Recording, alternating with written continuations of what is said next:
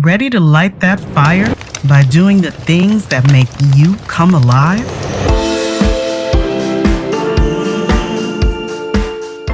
Welcome to Health Raisers, a podcast for wise women. I'm your host, Dr. Nadine. I left a soul-crushing medical career full of bad news and evolved into a joyful health integration coach, helping hundreds of women find their healthy.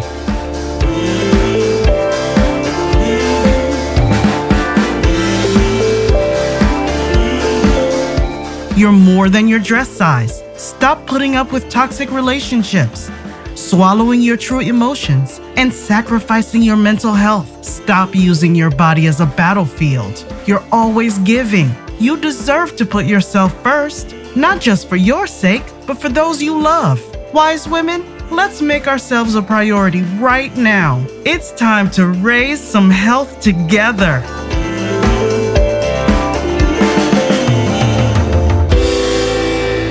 Welcome, wise women. Today, my guest is Amy Stewart. Amy Stewart is the delightfully curious New York Times best-selling author, besides such fantastic books like The Drunken Botanist, Wicked Plants, The Tree Collectors, which we'll be talking about today. They all explore the unexpected stories of the natural world and have captivated over 1 million readers across 18 languages. She's also brought to life the wonderfully spirited Cop Sisters historical fiction series. And when she's not writing, Amy can be found in Portland with her husband, Scott Brown, who runs the charming, rare bookshop Downtown Brown Books. And yes, she's the same Amy Stewart who somehow ended up on TLC's Cake Boss, alongside appearances on NPR and CBS Sunday Morning. Thank you so very much for being here today, Amy. Hey, thank you. Good to see you. So today the theme, after having read Tree Collectors, is reverence and hope. In using nature as that lens, and it's going to fit into a spiritual practice and how we're not separate from, or I should say, spiritual reverence, honoring the fact that we're not separate from nature. We depend on nature. We are nature. Nature is us. So my first question is, you write about discovering tree collecting springs from, you quoted, I quote, something deeper and more profound than horticultural obsession. What was the impetus for that aha moment? And how did that realization differ from what originally inspired you to write the book? Right. Yeah. So originally, when I got the idea for this book about tree collectors, it was just because I met someone who told me they collected trees. And I was like, well, that's a weird thing to collect because they're really big and they're hard to move. And so how does that even work?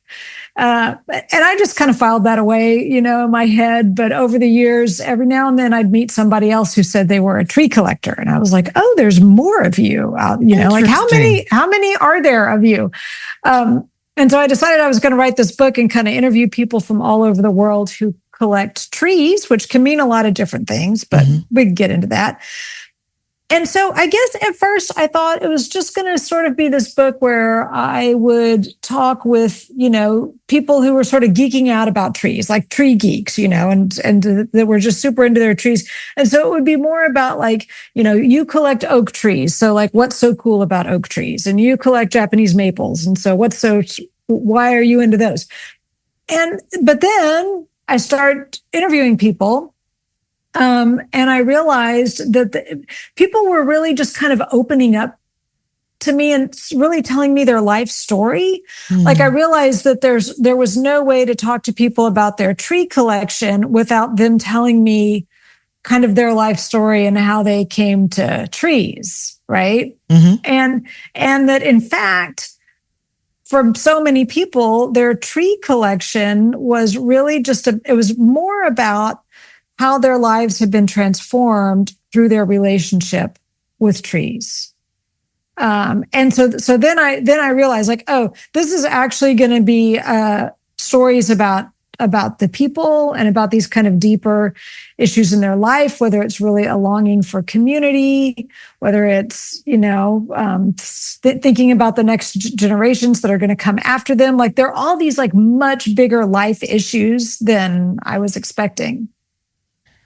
How are you finding these people organically? I know you're well-traveled, you're a very curious person, you love nature, but how does one start bumping into people who are tree collectors? Right. Yeah. So this was the thing. I mean, the first guy who told me he was a tree collector, I was out giving a talk at a museum somewhere, and he was on the board of the museum and came up to me afterwards to chat, as people do. And, one thing is if you write these kind of books, people do tend to come up and tell you their thing, sort of like, maybe you want to write a book about this next. So at first I was literally just sort of bumping into people kind of at my events and stuff like that. But then once I decided that I was really going to do this, I knew I needed 50 people, just because at 4 pages a person, that's 200 pages. And then you add the rest of it in and that's a book. So like 50 was immediately just the right number here. And so to find those people, first of all, collectors tend to know other collectors. Okay. So, if you collect classic cars or vintage stamps or whatever, other people who are into that. Yeah. So I would always ask people, who else should I talk to? So that was one thing. Also, as you may know, there are plant societies for almost any kind of plant or tree you can imagine. So there's an oak society and a maple society and a conifer society. And I already knew that. So I found as many of those as I could, reached out to them, told them kind of what I was doing. And then there's things like Facebook groups, or I even just went on to like TikTok and YouTube and Instagram, just looking for people who were talking about trees in an interesting way, but who weren't part of any horticultural establishment, so to speak. They were outside of these established, known groups of people. So I was kind of doing all that. And the one thing I realized right away in doing that is that my idea of tree collecting was well beyond what most people might think of. So most people, when they think of a tree collector, they think of someone who has a good sized piece of land that they can plant a lot of trees on, and they have some focus or interest to their collection, like, so maybe you're super into oak trees, or you have some way of limiting it. Just the way if you're a book collector, you don't just collect all the books, you collect poetry or children's books or whatever you're into, right? Right. So, but if you only think about tree collectors that way, first of all, you have to answer this question of like, who has land and why, and who doesn't have land and why. So the notion of tree collecting right away gets into this question of land ownership, which means that right away you're looking at predominantly white men in North America and Europe. Weirdly, not as many women are tree collectors. I don't have a good answer as to why that is. Even the women tree collectors I interviewed didn't have a good answer as to why there weren't more women. But so it would have been very easy for this book to honestly just kind of be a bunch of guys with money who had land. But, I really wanted to think about like, what does it mean to collect in kind of a broader sense? So for instance, tree cataloging projects where people are just listing and describing all the trees in a park or on your street or in your community, kind of like a bibliography. I mean, just to use the book comparison again, you can make a bibliography of all the books on a subject. You don't have to own those books, but you have collected them by making a bibliography and saying, this is it. So I wanted this to be a book for everyone. I wanted it to be a book that was global in scope, every continent if I could. And I live in an apartment. I don't have any land. So I wanted it to be a book that wasn't, the prerequisite was not that you have to own a lot of land. And so what that meant is really looking very far outside of the horticulture world. So looking at artists who are doing sort of interesting art with trees that might be considered collecting, looking at people doing science or conservation in ways that still fit a definition of collecting, but isn't just about, here's my grand estate with the majestic oaks upon it, you know? You certainly did achieve that. It's interesting hearing you put this so eloquently into words. The experience that I was having, it really illuminates how interested and interesting the material was, because I did feel like I was a part of it. And I guess I didn't really have a clear reason or way to articulate why. But yeah, I really like the fact that you were intentional about making this inclusive and so creative. Well, I'll get to a couple of the people who really stood out to me. Such moving stories. Bringing you Health Raisers is possible because of these incredible sponsors. Feeling the need for a little pampering? Do you want an escape from the hustle and bustle of daily life? Mac Salon and Day Spa is your destination for relaxation and rejuvenation in Southwest Michigan. Get ready for a retreat in the woods. Mac offers comprehensive services tailored to your needs, including massage, facials, nails, waxing, and hair treatments, ensuring you feel refreshed and beautiful. Whether you're preparing for a special occasion or simply treating yourself, the experts at MAC are committed to helping you look and feel your best. Their commitment to wellness isn't just about beauty. It's about balance, confidence, and feeling amazing in your skin. Visit them today and discover why they're Southwest Michigan's premier choice for all your beauty needs. Looking for some time away from the chaos of everyday life? Step into the beauty of Fernwood Botanical Garden, where nature, peace, and renewal come together. Nestled along the scenic St. Joseph River Valley, in between Niles and Buchanan, Fernwood's 105 acres of lush gardens, quiet trails, and serene woodlands offer a sanctuary for replenishing your soul. Wander through vibrant landscapes, listen to the melodies of birds, and connect with nature at your own pace. Indoors, you'll find an inspiring art gallery, a lush fern conservatory, and a welcoming cafe, perfect for reflection and relaxation. At Fernwood, there's always something to discover, from engaging classes and special events to charming, verdant venues for your own gatherings. It's more than a destination. It's a feeling, a place to breathe, learn, and grow. Plan your visit today. Explore, discover, connect.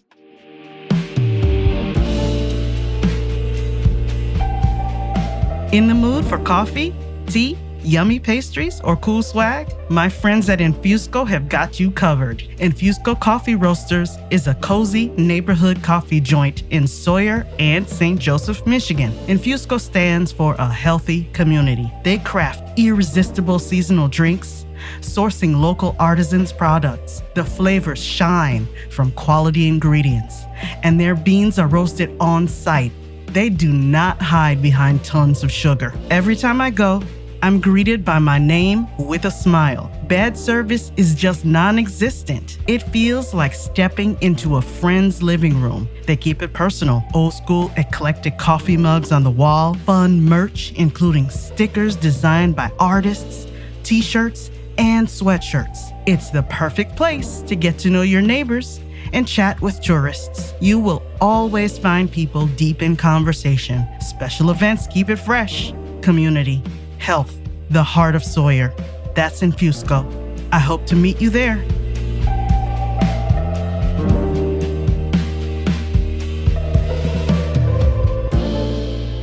One of the things that you did beautifully in the book was, you mentioned it at the top of the hour, essentially how people's lives, their life stories, their histories, their family histories, where they came from, it couldn't be separated.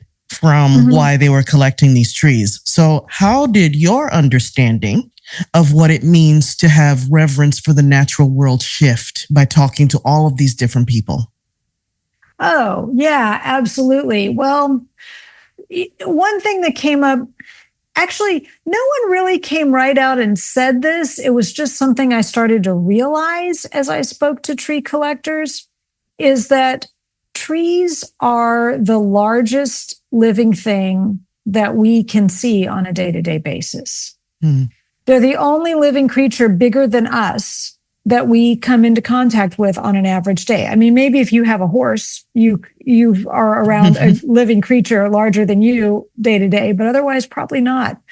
I actually, David Hockney, it turns out, said something very similar to this, and only he said it better. I think he said something like, trees are the largest manifestation of the life force that we see regularly. So I'm looking out my window right now at trees that are vastly bigger than me and vastly older than me. They were here before I was here, and they're going to be here after I'm gone. And so this was something that everyone talked about. Maybe no one said it exactly that way, but that was the thing that started to sink in for me, because I kept thinking, like, why is tree collecting different from, say, collecting rose bushes or, tulips or tulip collectors? Tulip collecting is a thing. Why is this different than that thing? And that's what it is, So that was sort of the first notion I got. And then I did, a lot of the tree collectors I talked to did talk about, almost all of them actually talk about the fact that when you're putting a tree in the ground, it's for a future that you may or may not be able to envision, and that you may or may not even be here for. When you're deciding what tree to plant in a particular place, you have to think about what the climate's going to be in 30 or 40 years when the tree is really mature, not how it is right now. And you need to think about how big the tree is going to be in 30 or 40 years, not how big it is right. You can't plant it right next to your house. You can't plant it under the power lines. So you're thinking on a time scale that most of us don't think on all that often. And for many of us, that means we're planting trees for a time when we'll no longer be alive, that they're going to outlive us. So that's something that tree collectors are always thinking about. And then they're also always thinking about what's going to happen to my trees after I'm gone. Who's going to want these? How is it going to be? So I just think there's this kind of sense of the eternal in that. And this sense of that there is always something bigger than me out there. Yeah. Okay. You have many sections in the books. You subdivide different stories into groups. You collect some of these collectors in certain groups. Namely, the ones that really stood out for me were the curators, the educators, the community builders. And to me, they share, in my opinion, they share a vision of hope for the future. What does this kind of sustained, quiet devotion to the earth teach us about how we might approach our current environmental challenges? Right. Well, yeah. So it was interesting kind of categorizing people like that. I mean, at first I didn't want to do it. Because I didn't like the idea of labeling people.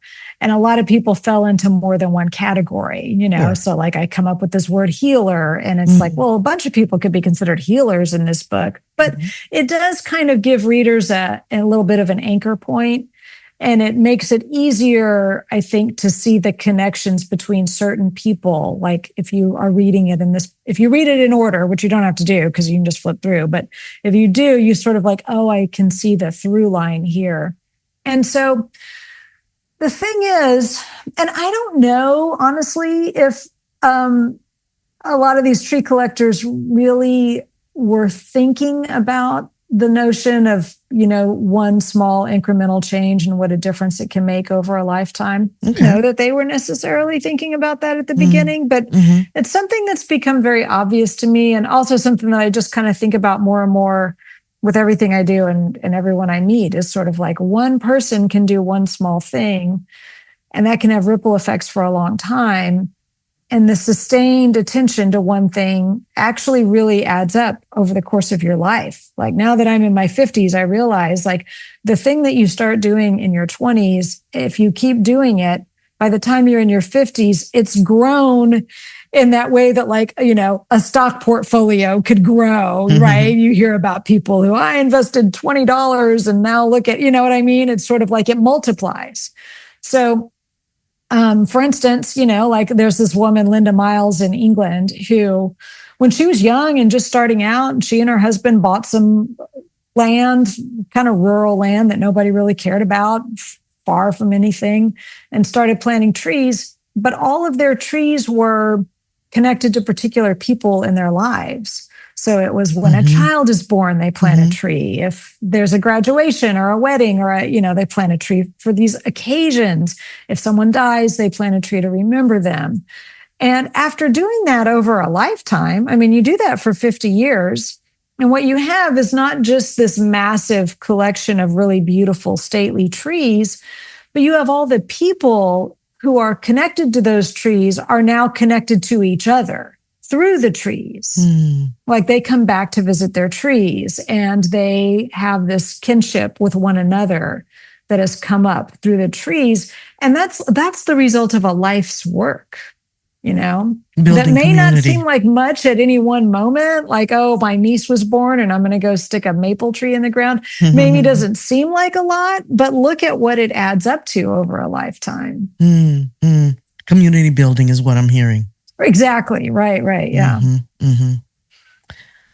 So when I read about Alpana Vij, the leaf mender, she was one of my favorites. And Renee Galeno-Pop, the pine tree collector, is another one where I was just so intrigued by something so simple and small and might be considered pedestrian, mundane. I was just struck by the awe and wonder in the simplest things that these women inspired. So we have, I don't think it's unfair to say, a rather disconnected world right now. So how do the tree collectors that you've met nurture this sense of wonder?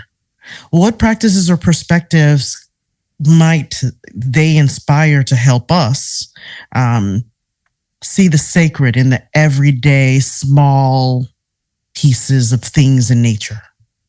Yeah, well, I think that sense of observation and being present and, putting down our phones and going outside, like all of that is something I was really thinking about with both of those people. So Alpana Vij does these.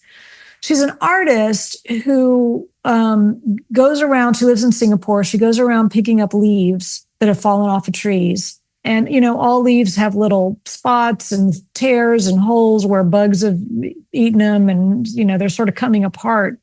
And she mends them. She takes them home and cleans them and mends them with gold thread. So like real gold made into thread. It's like kintsugi.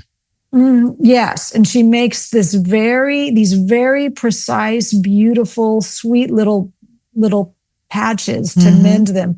I don't know if you've ever bought like a little vintage tablecloth or something like that, and you see a tiny little repair, like some woman 100 years ago stitched a little, and it's just like there's something so touching about it, like this was mended so carefully. They look like that.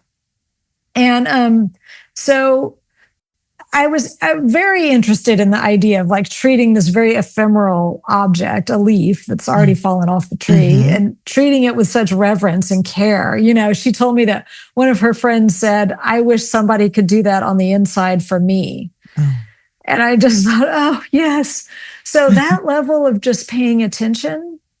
And then more broadly, I think with leaf collecting, because I was looking generally for people who collect leaves, and it got me thinking about, well, what does it mean to collect leaves? We all know how to do it, right? You press them between the pages of a book, maybe with some wax paper. I feel like that's something people just know how to do. But I just think about, for instance, I'm looking at a tree outside my window. Like it would be interesting to have a collection of leaves from just one tree, at different stages of the year, right? When they're first opening up, and right now they're all green, but then they're going to turn colors and eventually they're going to be dry. Like what would it be like to have a collection that just showed what that tree does all year long? Or what would it be like to just walk up and down my street and take one leaf from each tree and make that a collection?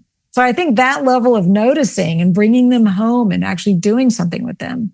And same with pine cones. I found this pine cone collector in New Mexico, and she decided as kind of a retirement project that she'd go and try to collect one of every kind of pine cone. And you don't think about how many different species of pine there are out there, and even regional variations and variations by ecotype. Is it a high altitude or low altitude or whatever, can change how the pine cones look. But that turns out to be a super interesting collection and not so easy to put together. So it meant driving down a lot of back roads and really looking. So a lot of dedication. You are out in the world paying attention.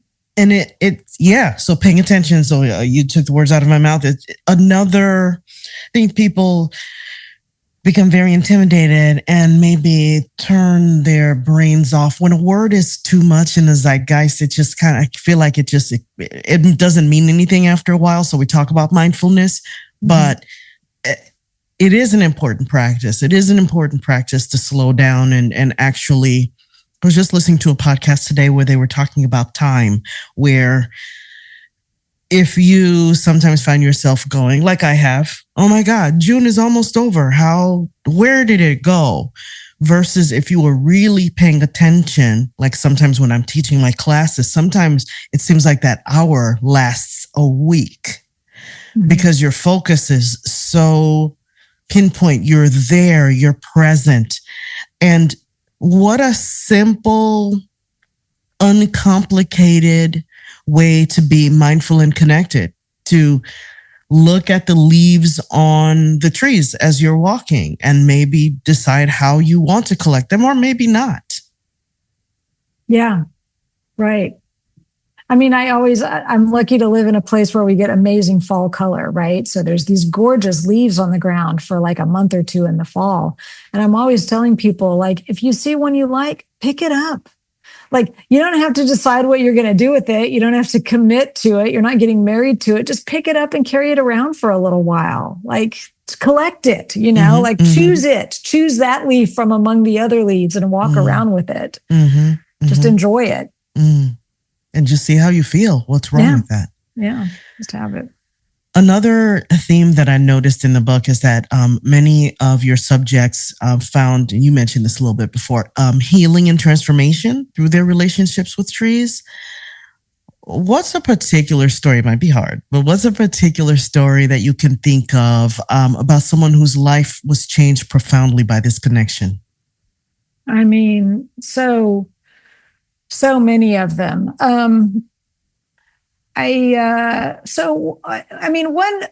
One person that I really love in this book for a lot of reasons. In fact, I put her first for a reason because that's how meaningful her story is. I felt like she needed to open the book. Is Vivian Key, who lives in San Jose, California, and she collects persimmon trees. Now, she is a great example of somebody who just lives in a normal sized suburban lot, right? So she is a typical homeowner in terms of the amount of space she has.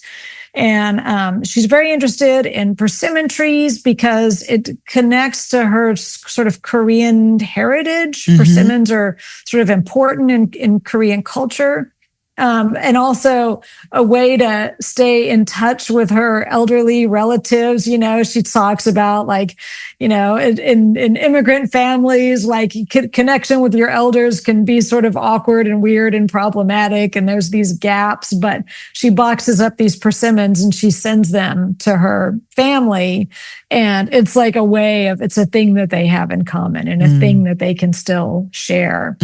But she's a playwright, and she had written a play about called Persimmons in Winter that was really about some of the stories she was hearing from her grandparents' generation of really, really hard times in Korea, and possibly some child or children who got left behind or possibly died in a famine, stories that are kind of only barely talked about.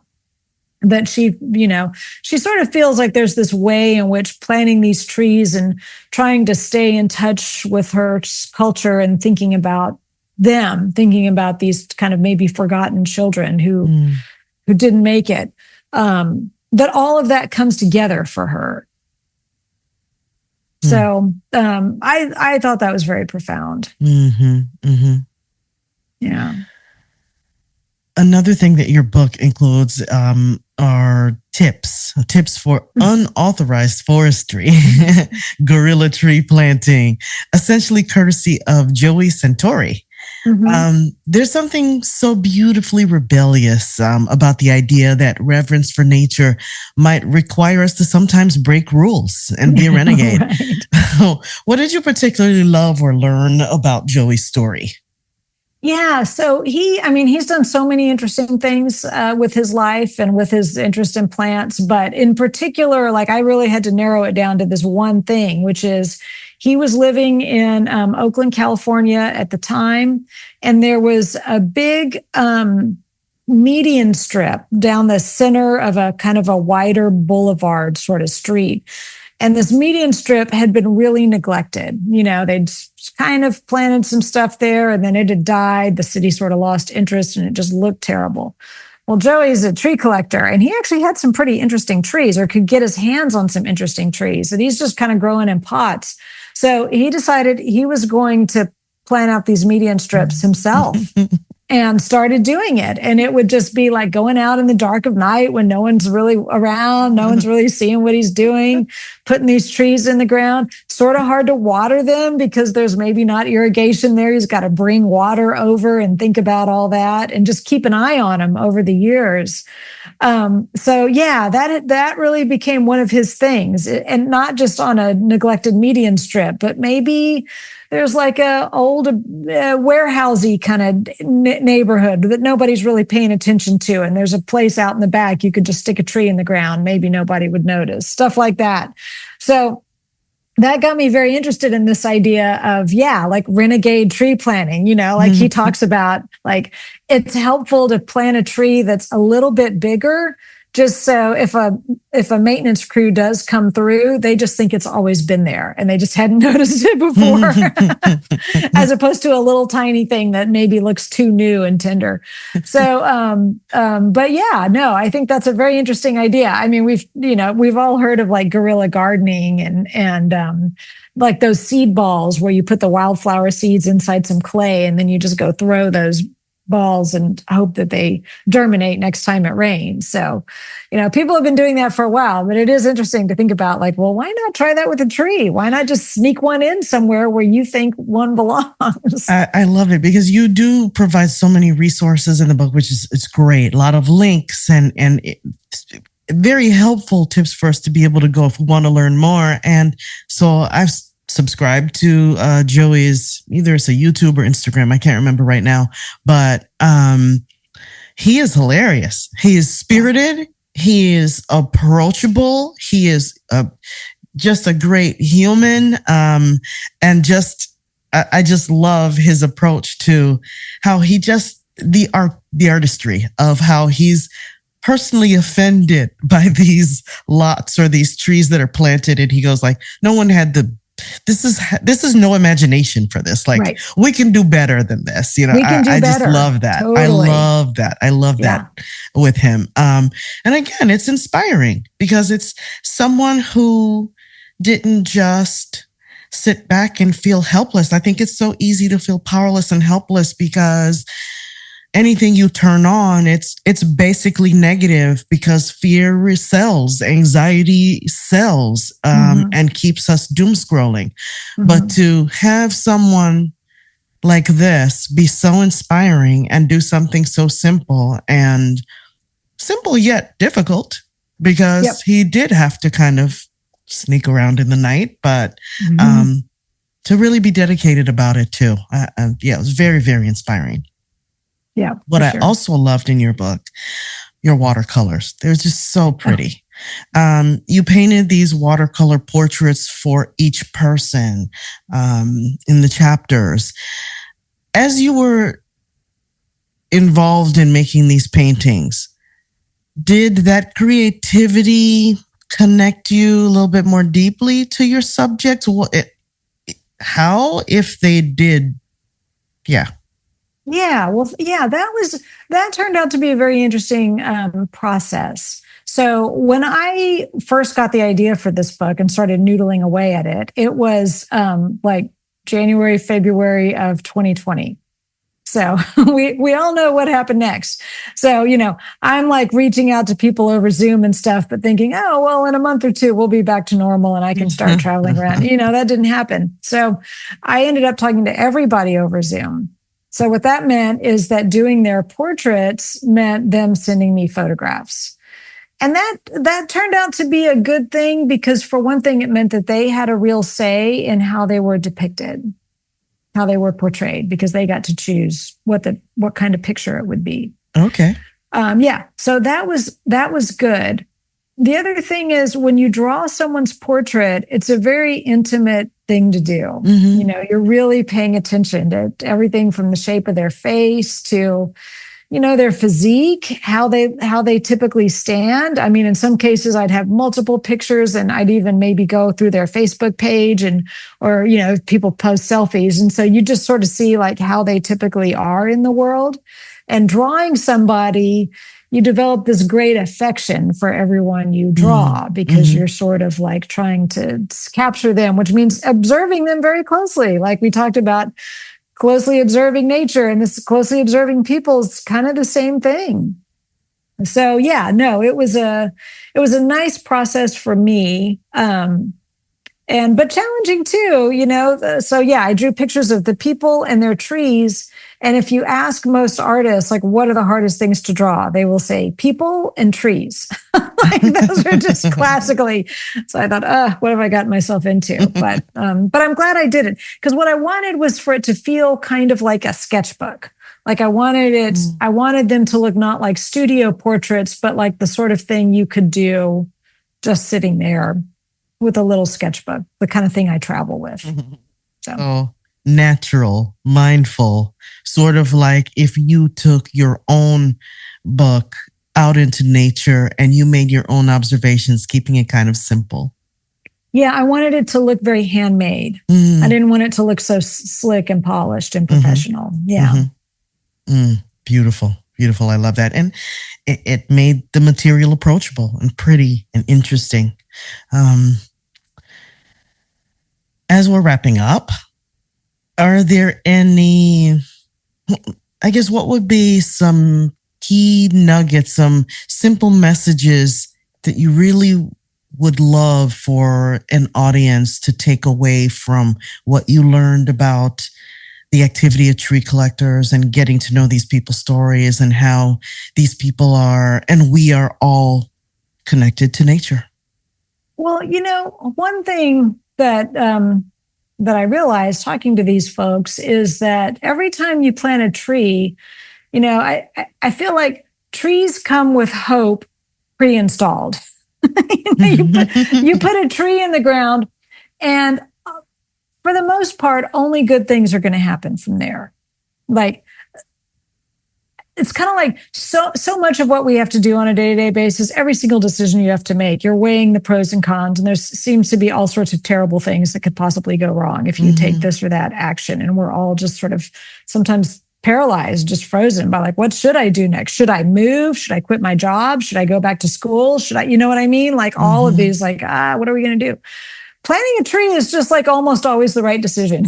It's like, and I say almost because, like, again, don't plant it under a power line. Don't plant it too close to the house. Don't plant a tree that's going to get eaten up by local pests, or do you know what I mean? Right tree, right place. But within that, all you got to do is put it in the ground, and it is going to take it from there and be fantastic and wonderful. And it's going to, it's going to cool down your house, or it's going to be a great habitat for birds. It's going to help conserve water. All the things that trees do, it can just handle it and do that. In fact, I was super interested. A couple of people in the book talked about this idea of a tiny forest.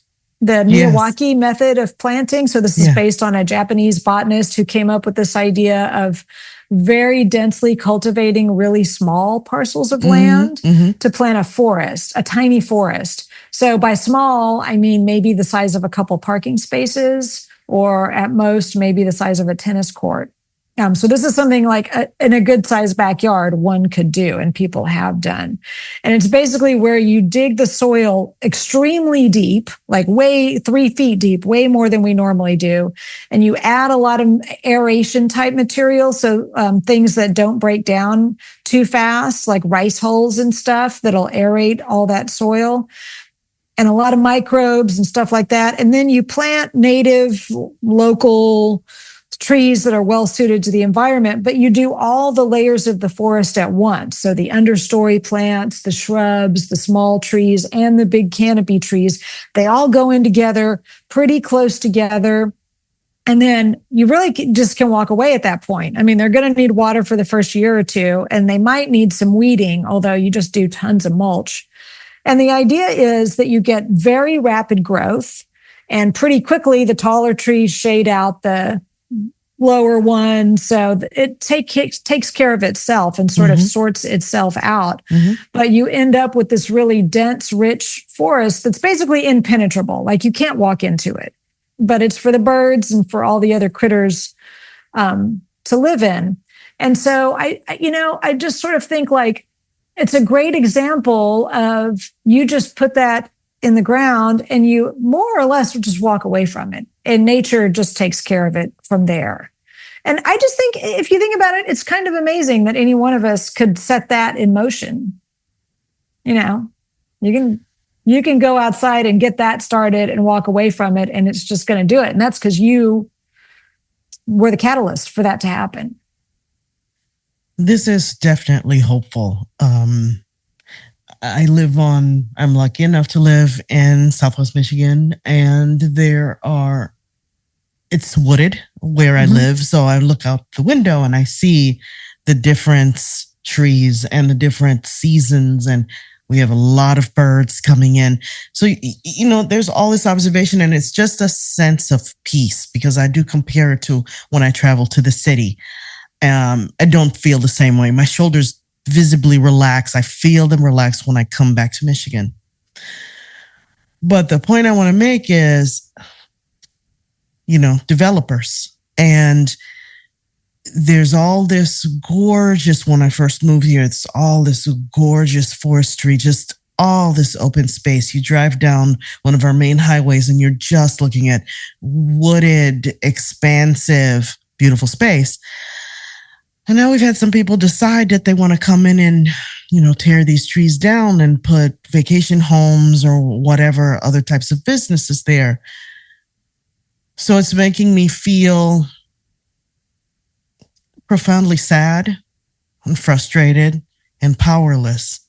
But in having this example that you just gave, I can do my part. I can plant more trees on my property. I can find societies to join and get involved and be a part of conserving the beauty, the natural beauty of Michigan that I really love. So all that to say, Amy, really thank you. What I love about podcasting so much is that when I bring on my guests very intentionally, I do take things away. I'm a very curious person. I consider myself a lifelong learner. And so I'd love when a guest, and typically most of you have left something with me, something indelible, something that has made me grow and made me become a better person, more proactive. So I really, really do thank you for that. Oh, well, that's great. Thank you. I love that. My last question for every guest is, what is your personal definition of what it means to be healthy? I think, honestly, right now, it means spending as little time in front of a computer as possible. And honestly, I think there's a very healthy life to be lived that is far apart from screens. And Some of that means being out climbing a mountain or, whatever in the wild world out there. But even just crashed on the couch with a book in your hands is healthier than. So I don't know. I think right now I think about that more than anything. That's lovely.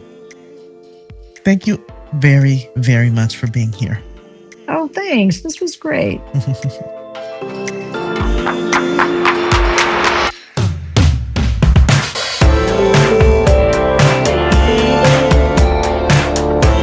Wise women, move from last place to first place in your life.